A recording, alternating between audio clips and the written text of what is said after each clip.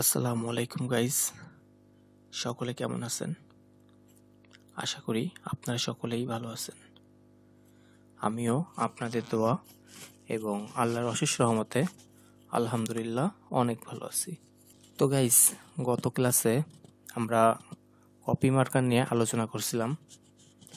তো এক ভাই আমাকে একটা কমেন্টস করছে যে কপি মার্কারটা যখন সে করে তখন পিসগুলো আনপ্লেস হয়ে যায়, এটার কারণ কি?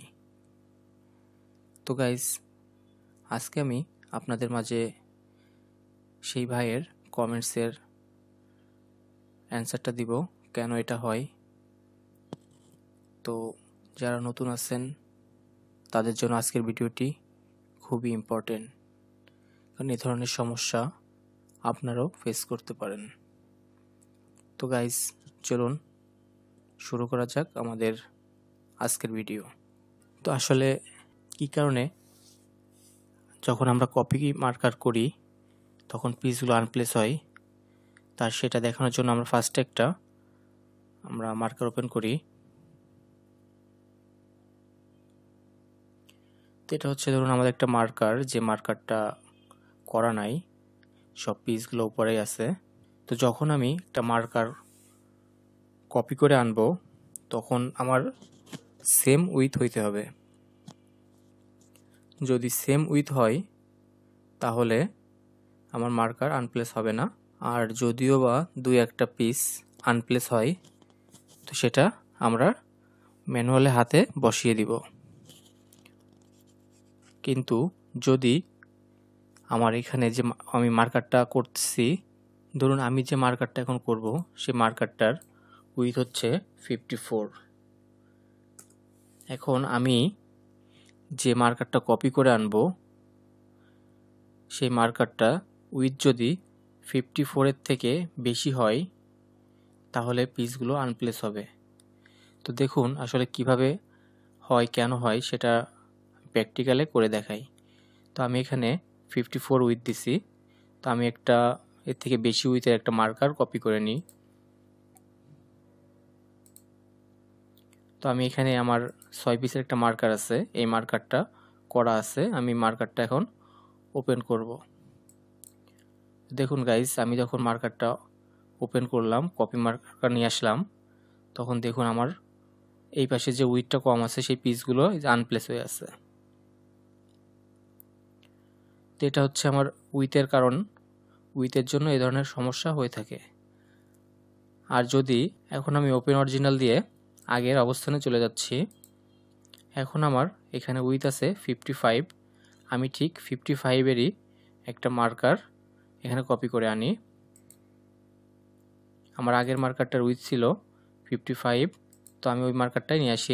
6 পিসের যে মার্কারটা আছে এই 6 পিসের মার্কারটা আমি এখন কপি করে এখানে নিয়ে যাই। তো গাইজ দেখুন, মার্কারটা আমার কোনো পার্টস আনপ্লেস হয় নাই।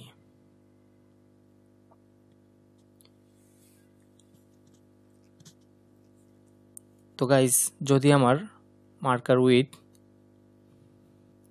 তো গাইজ এখন আমি ওপেন অরিজিনাল দিয়ে আগের অবস্থানে আবার চলে যাই। তো এখন ধরুন আমার বর্তমান মার্কারের উইথ হবে 56, কিন্তু আমি যে মার্কারটা কপি করে নিব সেই মার্কারটার উইথ আছে 55। সেক্ষেত্রে দেখুন কি প্রবলেম হবে।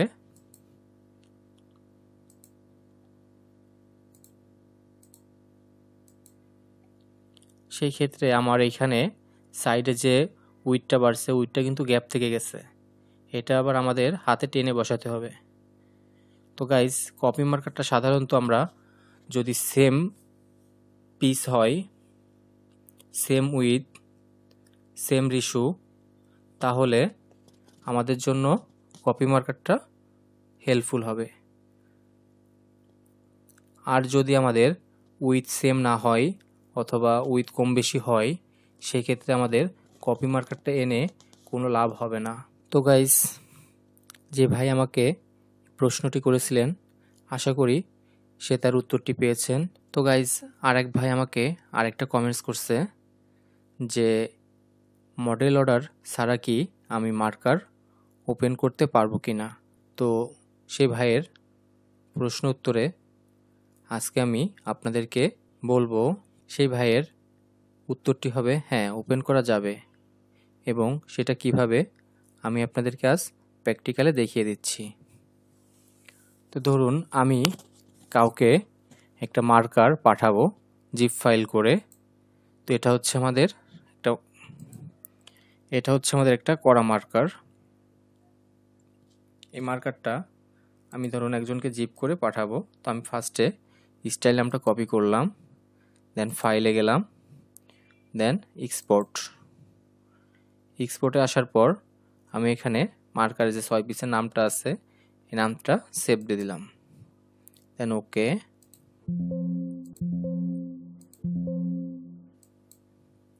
তো এই মার্কারটা আমি অন্য একটা ফোল্ডারে চলে গেলাম।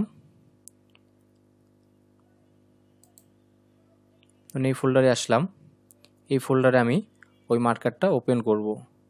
সেই ক্ষেত্রে আমি যেখান থেকে এক্সপোর্ট করে জিপ ফাইলটা রেখেছিলাম, এখন আমি ইনপুট করে এখান থেকে জিপ ফাইলটা ওপেন করব। তো এটা হচ্ছে আমার আগের যে মার্কারটা জিপ ফাইল করছিলাম ওই মার্কারটা। তো এটাকে আমি এখানে ইনপুট করে নিয়ে নিই।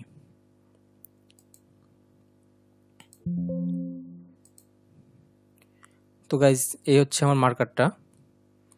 এই মার্কারটা এই ফোল্ডারে কিন্তু আপনার যে ডাটা 90 নামে যে ফোল্ডারটা আছে এই ফোল্ডারে কিন্তু তার কোনো মডেল অর্ডার নাই।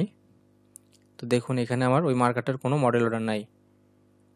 তো আমি এই মার্কারটা যদি এখানে ওপেন করতে চাই তো ওপেন করতে পারবো।